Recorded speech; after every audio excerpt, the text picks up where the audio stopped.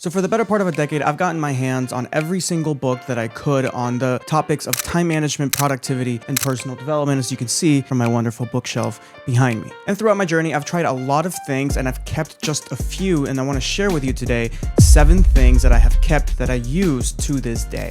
The first one is deep work sessions. So in case you haven't read Cal Newport's Deep Work, a deep work session is essentially a session of work that is completely uninterrupted from any distractions. So for example, normally our work sessions tend to be interrupted by our phones or our emails or a host of other things that pop up randomly. Now, as he explains in that book, although that may seem like it doesn't make too much of a difference, it actually makes more of a difference than we think. And as a result of that, not only does our productivity significantly go down, but also the quality of our work goes down as well. And so what I like to do, I like to get up a little bit earlier than most people and start work around 7:30. So that way I have an hour and a half of uninterrupted work where I know nobody is going to reach me for at least an hour and a half. The other thing I like to do is if I want longer deep work sessions or I want a deep work session in, let's say, the afternoon, I will communicate with my coworkers and with the people that I am working with to make sure that I am not interrupted during those times. This communication to me seems better than just simply ignoring their emails and their phone calls. Now, I happen to work from home, but if you work from an office and you don't have your own office and you can't close your door, you can try putting on some pair of Beats headphones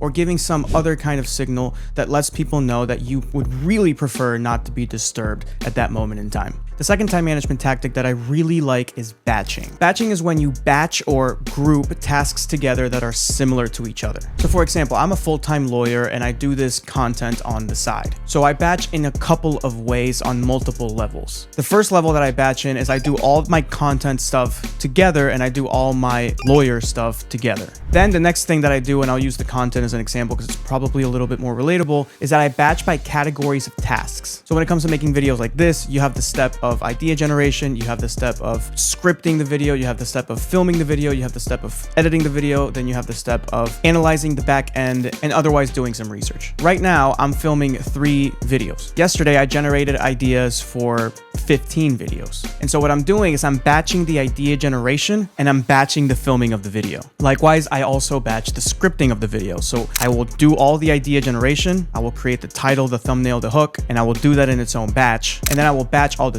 scripts, the structures of the videos. And then I batch the filming and so on and so forth. Doing this makes me a lot more productive because I'm staying in the same realm, in the same world for an extended period of time. So I'm not jumping from idea generation to scripting to lawyer work to this other thing. I'm staying in the same exact world. And so not only do I do the work faster because I'm not jumping around from world to world, but the quality of the work that I do is also higher because I'm focusing intensely within that narrow world. A third tip that I really like and really enjoy using is the 2-minute rule. The 2-minute rule states that if it can be done in less than 2 minutes, do it. Now, the reason that I like this one so much is because I am a big believer in managing bandwidth. I believe that at the root of time management is bandwidth management. If you think of a computer, it has a certain processing bandwidth at which it can process multiple programs at once. And so our brains are very similar to the computer. And the more programs that we have running at once, the more bandwidth gets taken up. The more bandwidth gets taken up, the more overwhelmed we feel, the worse we operate, and the less productive that we are. And so oftentimes what happens is that we have a ton of programs running that don't really have to be running because they can be closed after 2 minutes or less of work. And so when you find all those tasks that can be completed and closed, all those programs that can be closed from your mental software with just a few minutes of work, you can kill them one by one by one by one by one, close a bunch of those programs within the 30 to 60 minute period. And now that 1 hour of work opened up so much bandwidth for you that is going to be so helpful to you, that is going to allow you to be significantly more productive in every task that you do for the rest of the day and even the week and even the month. I made a video about this concept of bandwidth that I'll link somewhere up here. The fourth is to be clear with what you have to do. Don't be vague. When we make our to-do list, for example, and we have all these tasks that we have to do, but when we read the list, we realize that most of the tasks are super vague. Like, for example, start writing book or start on the Smith project. That doesn't really help us very much. However, if we have something more specific, like create the chapter by chapter outline of my book, that makes it so much easier for us to look at the piece of paper and realize, oh, I know exactly what it is that I need to do. That is doable. But something like work on book not only is so vague, but it seems like such a daunting task that we just end up procrastinating on it. And as you know, procrastination is not a good form of time management. Number 5, plan your week ahead of time. I personally do this on a Sunday evening where I set myself up for the week and I create a pretty good idea of what I'm going to do throughout the week. I know people that don't like doing this on Sunday evenings and they do it on Friday evenings. I personally am so drained on Friday evenings and I just want to go to date night with my fiance